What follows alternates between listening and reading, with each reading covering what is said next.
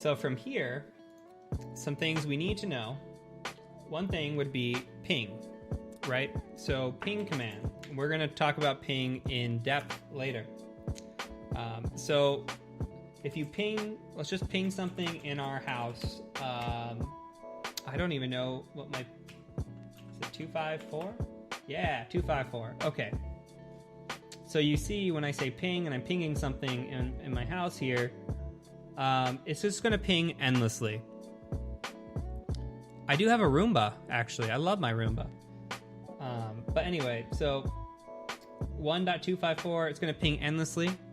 Now, if you want to ping it just one time, we can add a switch of C for count, say 1, and then we'll just ping it once. And again, we're gonna talk about that in much more depth here in a few minutes. Okay, another command that you guys should all know, arp-a. Okay, ARP is going to be associating IP addresses with MAC addresses. Not a whole lot of information to go on here, but if you do come across it in a real-world environment or even like a capture the flag network kind of environment, very useful to know. Basically what's going on is there's a broadcast address that's sent out, and it says, hey, who has this IP address? And it says, hey, I do, here's my MAC address, right? They associate the MAC address with an IP address. So this is really good if you're looking for like dual home networks, or if you're looking for a machine interacting with another machine that you weren't aware of. ARP is really, really awesome. So another command that is important is netstat. And I like -ANO. So netstat shows you all the ports that are open, and it shows you what's connected to those ports. It's, I think, prettier when it's on Windows, but you can come through here and you can look at the different types of connections that are running on. Very useful command, especially when it comes to, again, seeing what ports the machine has open, what it's talking out to. This is a good way to become paranoid. The scope and frequency of the independent testing should be commensurate with the bank's risk profile. The testing performed should assist the board in determining whether the program it has adopted is effective. In other words, are there areas of weakness or areas in need of stronger controls? As a director, you need to ensure that the results from the independent review are provided directly to the board or a designated board committee, and that appropriate actions are taken to address the findings. Now, we'll cover the responsibilities for providing necessary resources and personnel to coordinate and monitor BSA/AML compliance. This is accomplished by designating an individual to manage the program. Although the Board of Directors is not responsible for day-to-day oversight, it retains ultimate responsibility for BSA/AML compliance. Therefore, the Board must designate a qualified individual responsible for coordinating and monitoring BSA/AML compliance. The designated individual is commonly referred to as the BSA officer. This person must understand BSA requirements, have sufficient authority to develop and enforce board-approved policies, and have appropriate staff and resources to effectively administer the BSA/AML compliance program. Let's move on to the training component. Training should include regulatory and statutory requirements and cover the bank's internal BSA/AML policies, procedures, and processes. Training must be provided to all personnel whose duties require knowledge of the BSA and should be tailored to the employee's specific job responsibilities. The BSA officer should also receive training that is appropriate for coordinating and monitoring BSA/AML compliance given the bank's activities and risk profile. Further, as a director, you should receive periodic training to reinforce BSA concepts and stay informed of developments in the BSA. All training should be documented. It should be conducted on an ongoing basis to reinforce compliance responsibilities and cover changes to the BSA. Moving on, we'll now take a moment to discuss the Customer Identification Program, or CIP. The purpose of a CIP is to enable a bank to form a reasonable belief of the true identity of the bank's customers. This will mitigate the risk that the institution will be used as a conduit for money laundering and terrorist financing.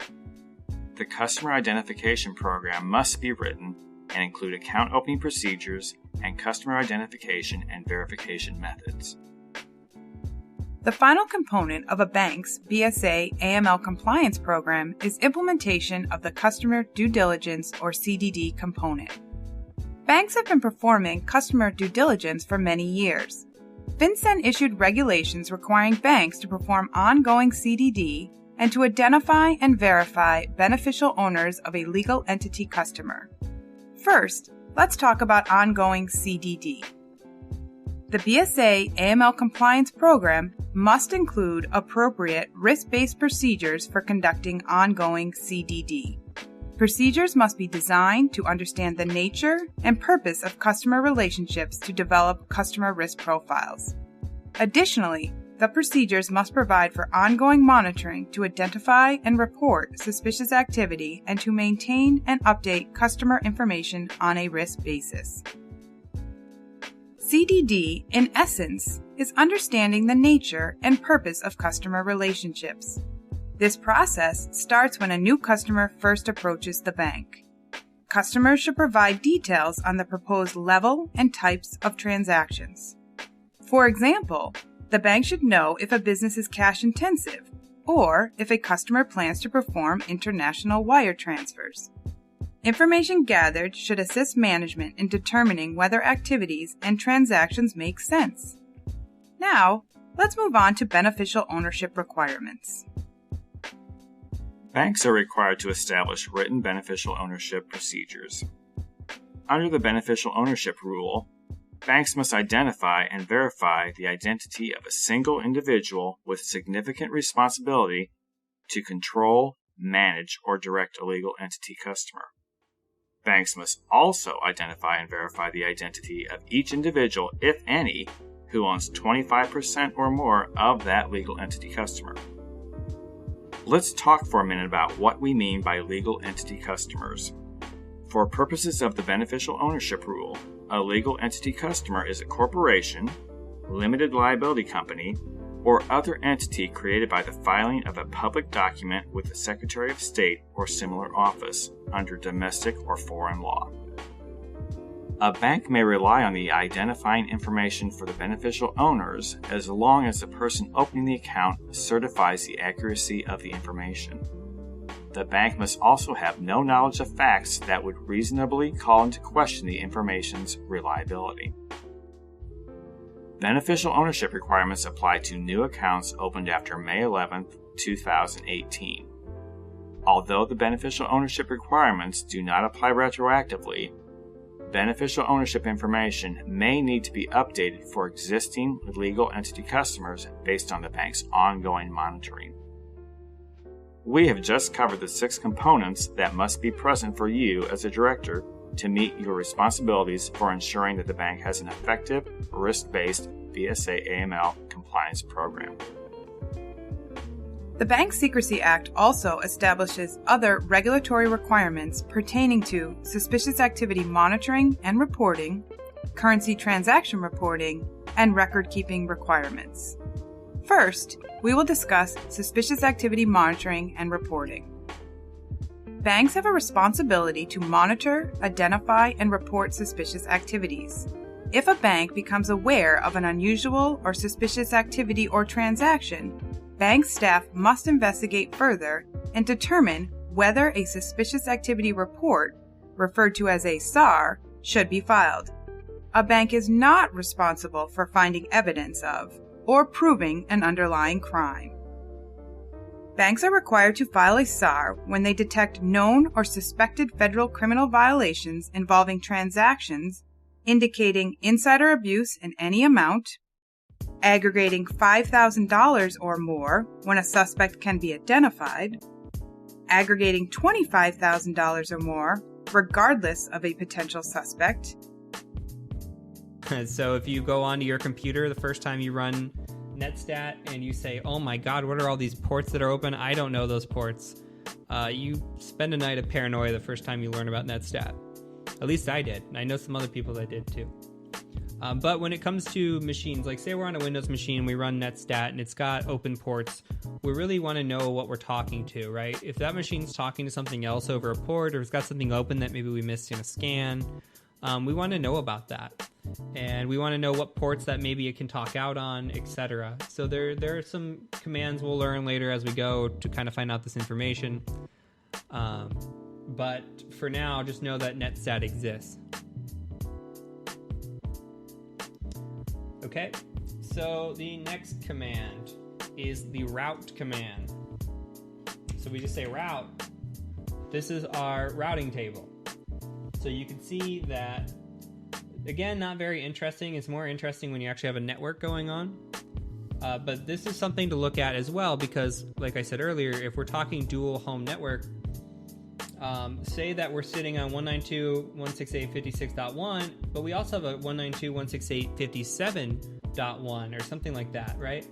In this gateway of all zeros, okay, we're out there, and then it shows us the net mask or the gen mask, and then it has metrics and stuff. And again, if you don't know networking, you might want to look some of this up and kind of look into it and see what it's all about. But again, it's very important to look at from a pen testing perspective to see what that machine's talking out to. I've been hacked before. I don't know if I should admit that. Like back in the AOL days, when they would send out that, hey, your friend would say, hey, whatever that was called, they say, open this file. And then they would start opening your CD-ROM drive or whatever it was, they would they could control your mouse. There was a name for that stupid malware. But that was a good one.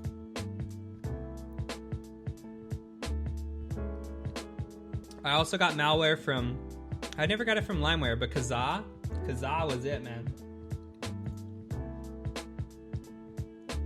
Also, my young innocent days, I was trying to download a music video and definitely did not get a music video. So,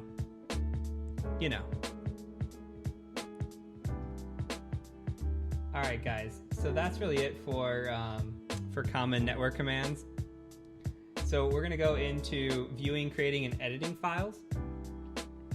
After that, we're going to do a little bit of installing and updating. We'll talk about services, which will be really quick, and then we're going to get into scripting, which should be pretty fun. Yeah, I actually remember the music video that I was trying to watch. The band is called City High. What is the stupid name of the song? It's called What Would You Do? That's how old I am, if you know that song.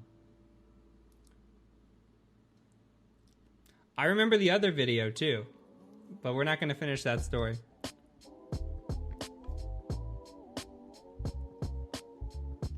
Anyway. Actually, you just reminded me, if you do want to know history commands, histories are really great. You can type in history. Okay, and you can see all the history of the commands I've typed recently. But where this becomes useful is if you're trying to find a command, there's so many tools and so many things that you run as a pen tester that you kind of forget all the syntax that you run over time, right? So for me, if I want to run something say I forgot, how to run ping, I would say history grep ping. And then I would see all the times I've ran that history command or the ping command and find out exactly what I need to run. So it works out really well because I can never remember all the stupid switches and everything that goes with these tools. Okay, let's talk about viewing, creating, and editing files really quick. So if we say ls, let's see what we got here. Oh, we're in var log. Let's go back. Let's get to root downloads.